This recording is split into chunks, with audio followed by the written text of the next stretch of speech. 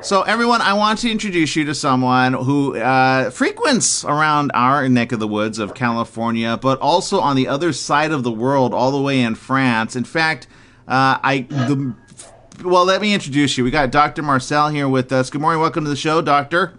Hello. How are you doing today? Good. Now, we've got Dr. Marcel Saucet. He's going to be talking to us about AI. Very interesting subject here. But my biggest question of all, what time is it there? It's 5:30 p.m. Okay. I'm just like, let's see, what's the difference? Because we get a lot of UK listeners. Sometimes we get some France, Paris listeners. Are you going out for the night? Are you having fun? Like, where's the place to have fun in Paris? In Paris? Oh, actually everywhere. If you go to Paris, you can have good wine, good restaurants, good food, French style. But please don't go to England. Okay. Well, half of our audience right there just said Brexit time, you know. Okay, I gotcha. All right, we're gonna be talking more than France with Dr. Marcel Saucet, who, by the way, University of San Diego. Wow, how long you been there? So I conducted a PhD in innovations around 13, 14 years ago, and I was hired as a research associate, and now I'm a visiting professor. Business professor, so I'm teaching intellectual property, innovation, and business. So for the last 10 years, I have been between California and France. Okay, gotcha. Well, nice, very nice. And I guess you got a lot of flyer miles, in other words. Yes. Yeah. All right. Okay, we'll be right back. Here we go. Here we go. Welcome back. Yes, it is the morning show right here on ABC News Radio, KMET, 1490 AM.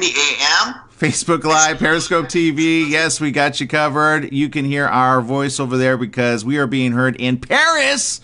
Yes, France.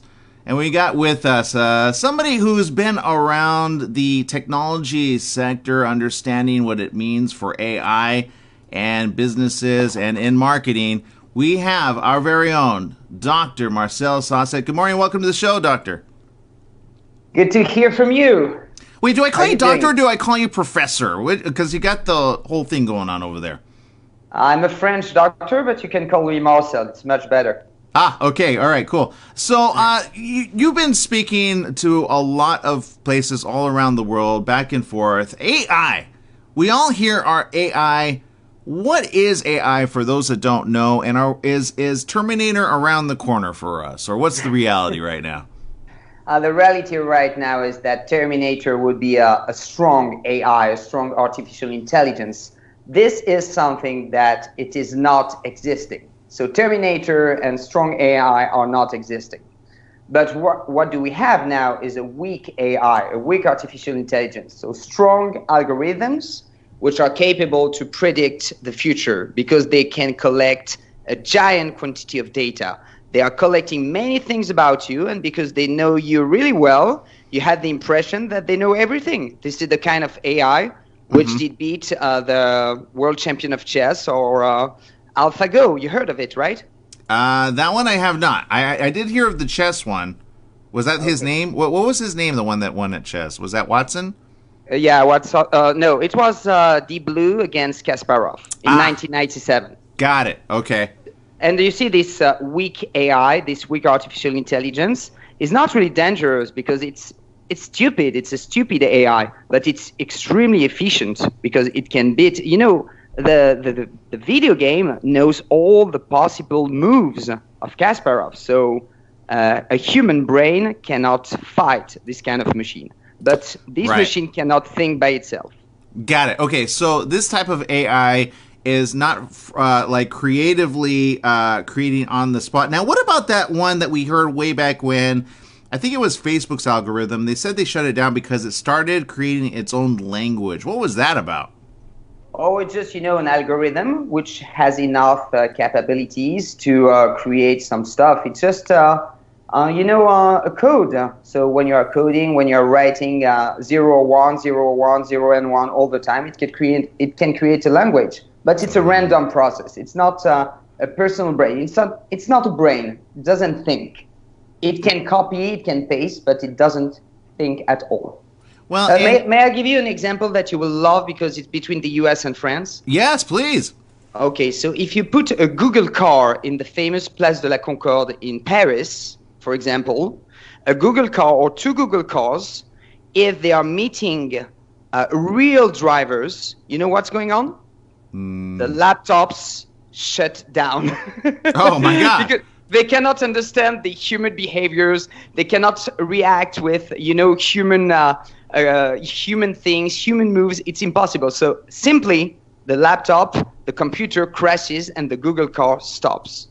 Got it. Well, that makes sense. Now let's talk about how AI is being used and how you recommend that people implement AI or at least be aware of how they have access to it. Because in marketing, it's a very interesting thing that happens behind the scenes when it comes to even behaviors or possibilities of buying and purchasing.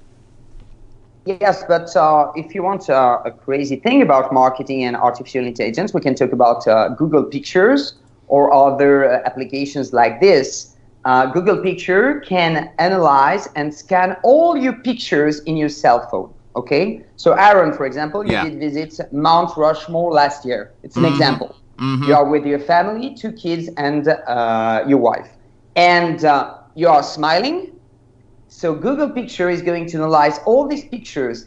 It's going to recognize that you have bridge or that you have a monument behind you, and it notices that you are smiling. So Google Picture understands that you love traveling because you love being behind or in front of monuments, because you are smiling in front of bridges, San Francisco Bridge or a Golden Bridge or Golden Gate, or you're in front of Mount Rushmore and you are smiling. And Google Picture, if it's seeing a forest and it's saying that you are smiling in front of a forest, it's going to tell you, it's going to think, oh, he loves forests.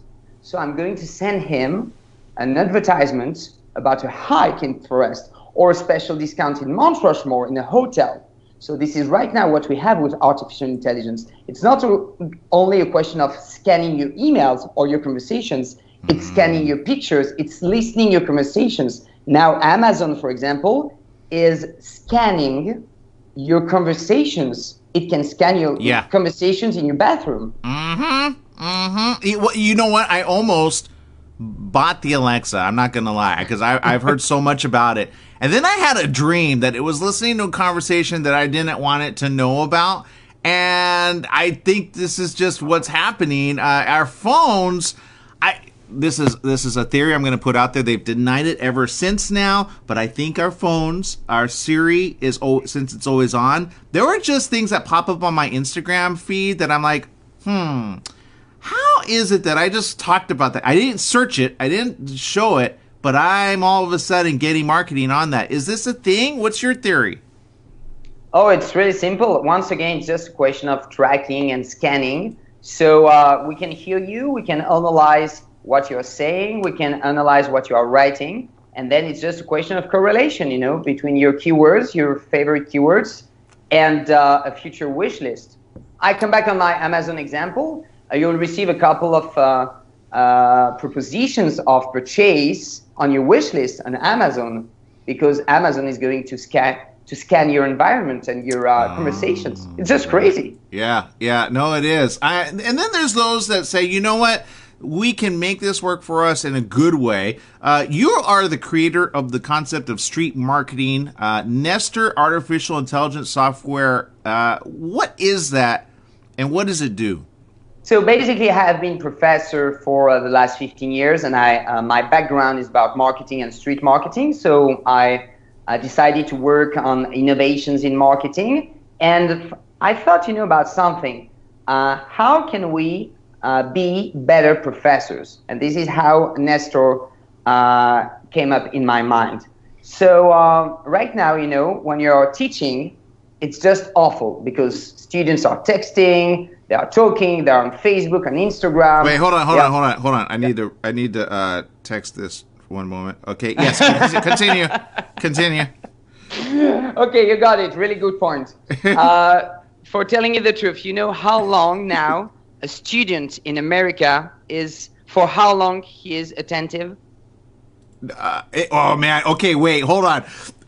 In America, are we doing minutes or seconds? Or are we doing minutes? We're talking about minutes. Okay, minutes. Okay, I will guess. Ooh, man. 3 minutes.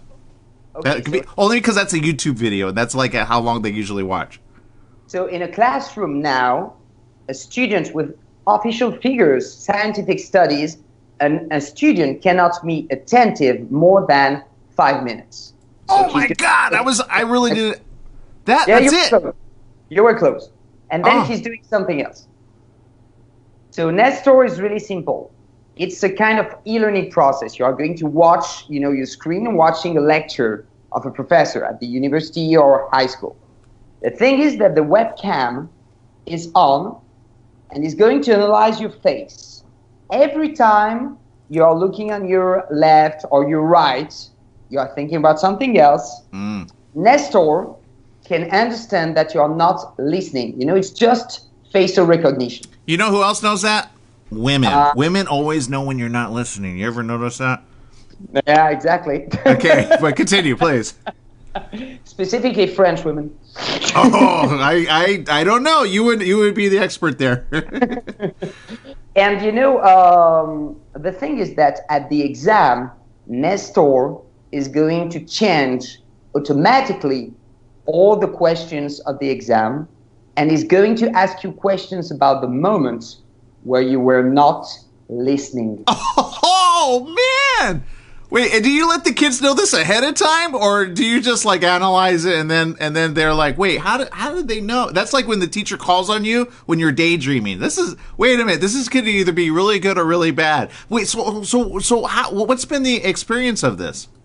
So the experience shows that right now the figures of success are incredible because you cannot pass the exam without being focused at 100%. And we're in the process of implementing it in different universities all around the world, in France, America, and China. Wow. Well, congratulations on that. I'm thinking of parents that want this for their teenage kids because it is true. The mind's being rewired. We've had so many experts here on the show to talk about how, digital devices, although they are helping, they're also hindering because the focus isn't there as maybe it was in the past. Sitting there in a room full of people listening to one person was much easier in the past when you didn't have so many distractions. Is that what you're finding as well in your studies? Yeah, exactly. This is exactly what's going on right now. But if we go, in the idea of the weak AI, you remember it was the beginning of our conversation. The weak AI is just what we call a machine learning. So Got it. It is just collecting a giant quantity of data, like in the chess play. It is just collecting all the possible moves.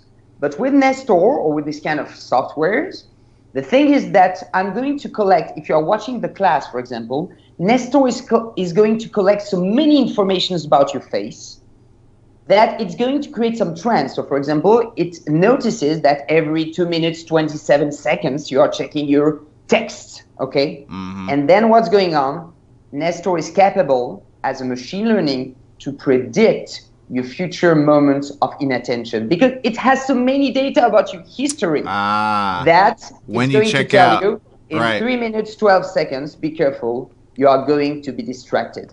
Well, and I know that could be a host of things. I remember teachers that were like boring at certain points, and you were just like, you just check out mentally, right? You're like, you got that gaze, that stare, or there's a girl next to you, and you're like, hey. But besides all that, the distractions, I think another really good. I don't know if you've looked at this yet, but in the entertainment field, because they're always trying to find out at what points of certain movies is it like good or it's like potty time, right? Like, are you looking at venturing this into other industries?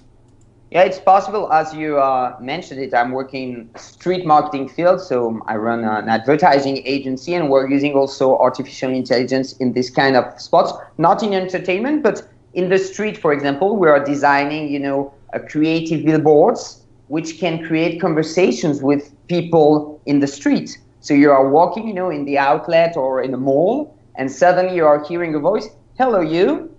and you're just seeing a camera or somebody who is digitalized, so you see a face. And of course, Nestor is going to know that you are a man, so he's going to tell you, hello, sir. Yes, you, sir. And you are going to smile because you're intrigued. And it's going to tell you, oh, I see that you are smiling. And you can create a conversation. And then you are inviting the person to come inside the store, for example. So you see, there are so many practical things. But this thing is a business thing. Nestor is at the origin in education.